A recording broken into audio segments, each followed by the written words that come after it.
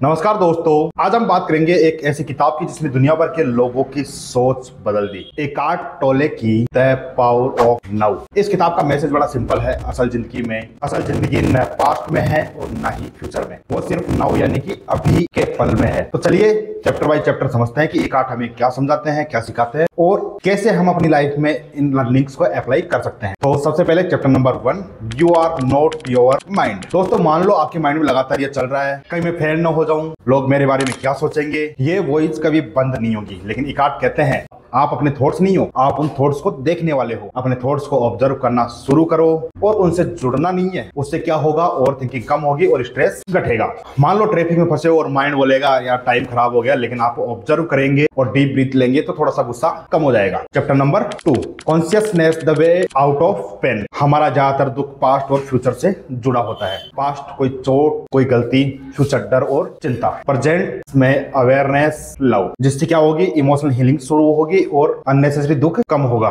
Chapter number 3, moving deeply into the now. Past यादें हैं, future सिर्फ इमेजिनेशंस हैं, सच्चाई सिर्फ अभी है यानी कि नाउ है। जो भी कर रहे हो उसमें पूरी तरह डूब जाओ। सिंपल, हर काम के अंदर हैप्पीनेस और पीस मिलती रहेंगी। इमेजिन करो कि चाय पी रहे हो। ज्यादातर लोग फोन स्क्रॉल करते हुए पीते हैं, लेकिन अगर आप चाय का स्वाद और उसकी गर्माहट महसूस करेंगे तो वो पल और भी मैजिकल हो जाएगा। Chapter number 4, mind strategies for avoiding the now. Mind हमेशा बोलेगा अभी सब परफेक्ट नहीं है, सब जब प्रमोशन मिलेगा तब खुश रहूंगा, लेकिन हैप्पीनेस कभी फ्यूचर में नहीं होती है। हैप्पीनेस फ्यूचर के किसी भी इवेंट पर मत डालो, उससे अभी में खोजो यानी कि नाउ में खोजो। अपनी लाइफ, अगर आप सोचते हो मैं नई कार खरीदूंगा तो आपका माइंड तब खरीदूंगा तो एंजॉय करूंगा, तो आपका माइंड आपको फ्यूचर में बांध रहा है। असल मजा तो आज की बाइक राइड में भी मिल सकता है। Chapter number 5, the state of presence. Presence का मतलब है पूरी तरह से इस पल में होना। सिंपल प्रैक्टिस है, गहरी सांस लेना, आसपास की आवाजें सुनना, बॉडी फील करना। इससे आपका माइंड शांत होगा और फोकस बढ़ेगा।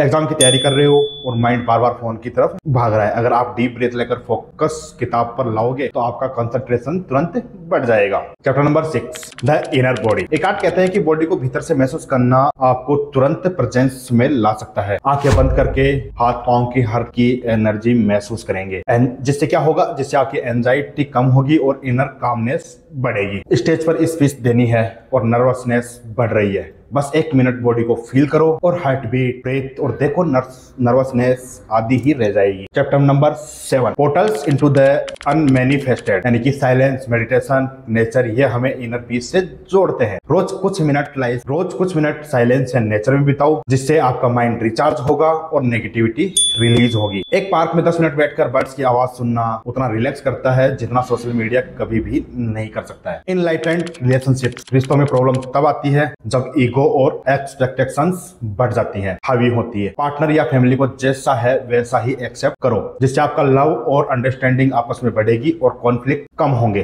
अगर आपका फ्रेंड हर बार लेट आता है तो माइंड को बार बार गुस्सा दिलाएगा, लेकिन अगर आप उसे एक्सेप्ट करना सीख जाते हो तो रिलेशनशिप स्ट्रॉन्ग होंगे। Chapter number 9, beyond happiness and unhappiness there is peace. खुशी और दुख दोनों अस्थायी होते हैं, लेकिन शांति इनसे बहुत परे है। लाइफ को जैसे है वैसे एक्सेप्ट करो, इससे एक स्थायी इनर पीस और बैलेंस मिल जाएगा। बारिश हो रही है और आपका प्लान कैंसिल हो गया, माइंड बोलेगा सब खराब हो गया, लेकिन अगर आप एक्सेप्ट करते हो तो वही बारिश एंजॉय करने का भी चांस बन सकती है। Chapter number 10, the meaning of surrender. Surrender का मतलब हार मानना नहीं है, बल्कि लाइफ को जैसा है वैसा एक्सेप्ट करना है। रेसिस्ट करना छोड़ दो, इससे स्ट्रेस कम होगा और इनर फ्रीडम महसूस होगी। मान लो ट्रेन लेट हो गई और माइंड रेसिस्ट करेगा, ये क्यों हुआ, ऐसा क्यों हुआ, लेकिन अगर आप एक्सेप्ट कर लो तो उस एक्स्ट्रा टाइम का यूज कोई बुक पढ़ने में कर सकते हो या जो भी कुछ आप मनपसंद काम है उसमें कर सकते हो। तो दोस्तों, द पावर ऑफ नाउ हमें सिखाती है कि पास्ट और फ्यूचर सिर्फ माइंड का खेल है। असली जिंदगी, असली शांति और असली खुशी सब कुछ सिर्फ अभी में है यानी कि नाउ में है।